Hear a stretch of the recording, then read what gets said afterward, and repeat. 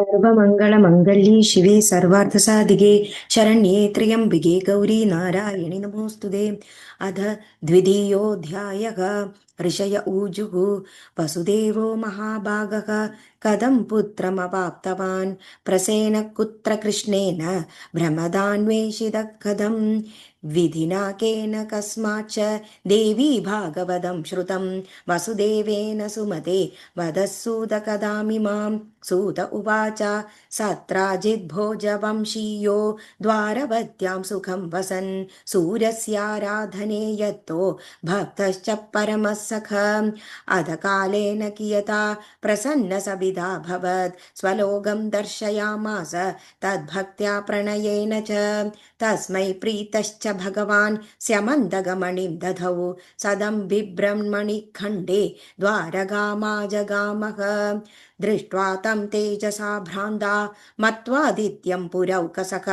कृष्णमूचुः समभ्येत्य सुधर्मायाम् अवस्थितम् एष आयाति सविता दिदृक्षुस्त्वां जगत्पदे श्रुत्वा कृष्णस्तु तत्त्वाजं प्रहस्योवाच संसदि सविता नैष भो बाला सत्राजिन्मणिना ज्वलन् स्यमन्दगकेन चायादि भास्वद्दत्तेन भास्वदा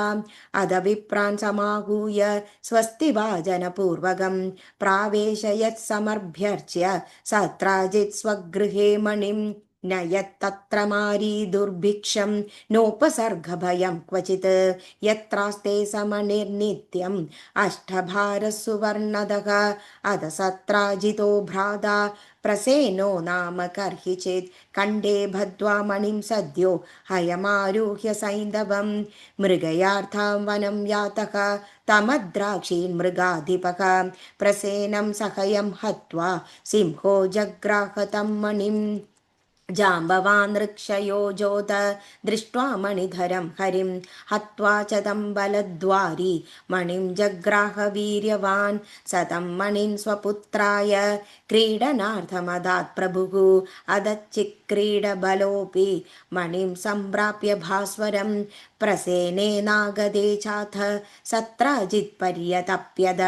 न जाने केन निकतः प्रसेनो मणिमिच्छताम् अधलोकमुधोद्गीर्णा किं वदन्ति पुरे भवत् कृष्णेन निकतो नूनं प्रसेनो मणिलुप्सुना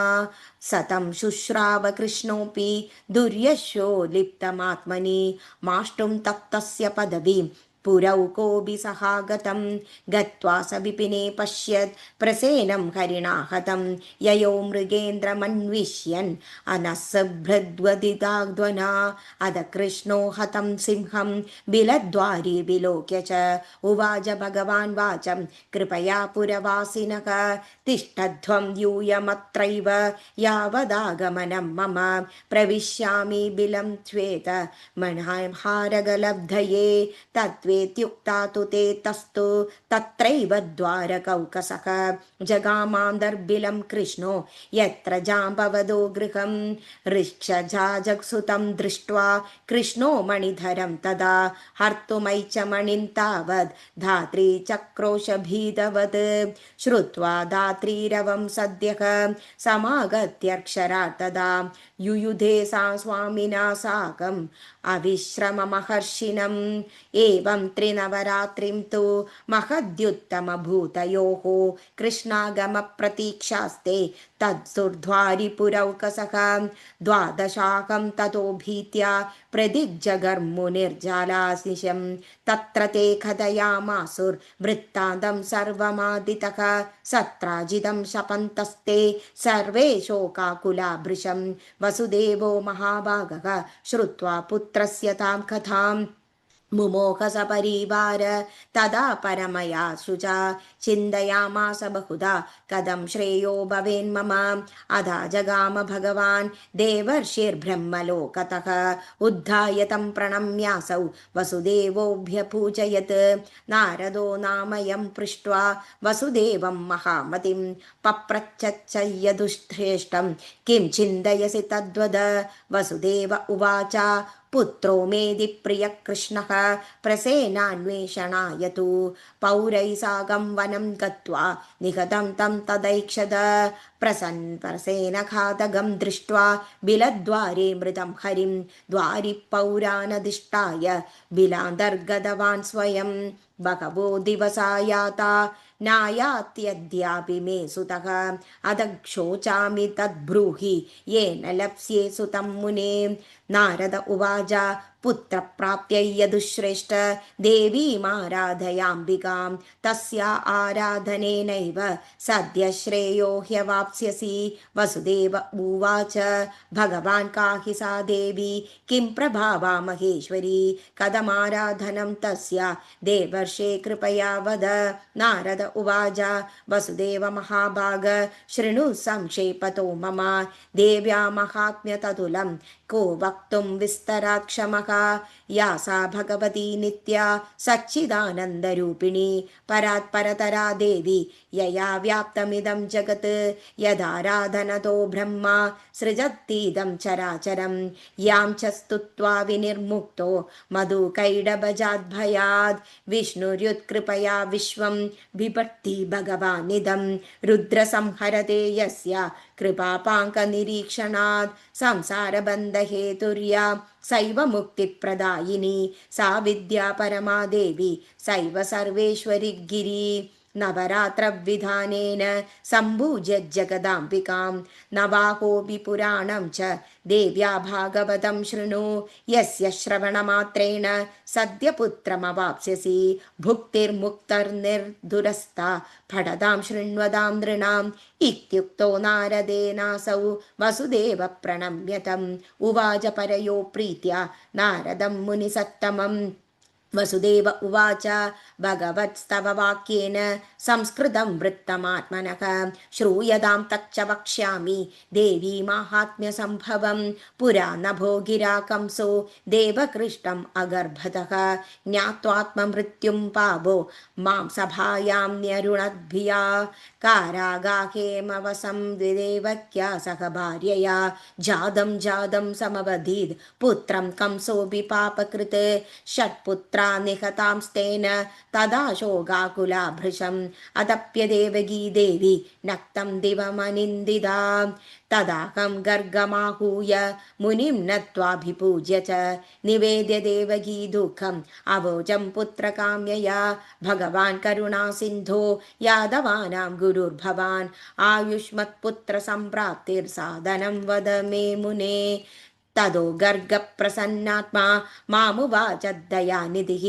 वसुदेव महाभाग शृणुतत्साधनं परं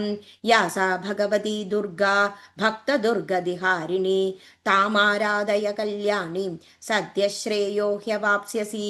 यदाराधनतः सर्वे सर्वान् कामान् वाप्नुयुः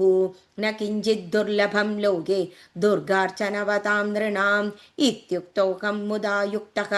सभार्यो मुनिपुङ्गवं प्रणम्य परया भक्त्या प्रावोजं विहिताञ्जलिः वसुदेव उवाच यद्यस्ति भगवन् प्रीतिर्मयि ते करुणानिधे तदा पुरा मदर्थे त्वं समाराधय चण्डिकां कंसगेहेहं न किञ्चित् कर्तुमुत्सहे अदद्वत्मेव दुःखाब्धेर्मामुद्धर महामते उद्युक्सत्सु महायात् प्रीतः प्रोवाच मुनिपुङ्गवः वसुदेव तव प्रीत्या करिष्यामि हिदं तव अदगर्गमुनिप्रीत्या मया सम्प्राप्तिदो गमत् आरिराधद्दिशुन् दुर्गां विन्द्याद्रिं ब्राह्मणैः सह तत्र गत्वा जगद्धात्रीं भक्ताभीष्टप्रदायिनीम् आराधयामास मुनिर्जपपाठपरायणः यतः समाप्ते नियमे वागुवाजा शरीरिणी प्रसन्नाहं मुने कार्यसिद्धिस्तव भविष्यति भूभारहरणार्थाय मया सम्प्रेषितो हरिः वसुदेवस्य देवक्यां स्वांशेनावतरिष्यति कंसभीत्या तमादाय बालमानगदुन्दुभिः प्रापयिष्यति सद्यस्तु गोकुले नन्दवेश्मनि यशोदातनयां नीत्वा स्वगृहे कंसभूभुजे दास्यत्यदच्चतां हन्तुं कंस आक्षेप्स्य दीक्षितौ सा सद्दत्स्वादिद्विर्निर्गत्य सद्यो दिव्यवपुर्धरा मदंशभ्रूतास्मि विन्द्याद्रौ करिष्यति जगद्धितम् इति तद्वचनं श्रुत्वा प्रणम्य जगदाम्बिकां गर्गो मुनि प्रसन्नात्मा मधुरामगमत्पुरीं वरदानं महादेव्या गर्गाचार्यसुखावहं श्रुत्वा सभार्य सम्प्रीत परां मुदमधागमं तदारभ्य परं जाने देवी माहात्म्यमुत्तमम् अधुनाभिः देवर्षे श्रुतं तव मुगाम्बुजात् अधो भागवतं देव्या त्वमेव श्रावय प्रभो मद्भाग्या देवदेवर्षे सम्प्राप्तोऽसि दयानिधे वसुदेव च श्रुत्वा नारदप्रीतमानसः सुदिने शुभनक्षत्रे कथारम्भमदाकरोत् कदा विघ्नविखानातार्थं द्विजाजे पूर्णवाक्षरं मार्कण्डेयपुराणोक्तं पेठुर्देव्यास्तवं तदा प्रथमस्कन्धमारभ्य श्रीनारदमुगोद्गतं शुश्राव वसुदेवश्च भक्त्या भागवतामृतं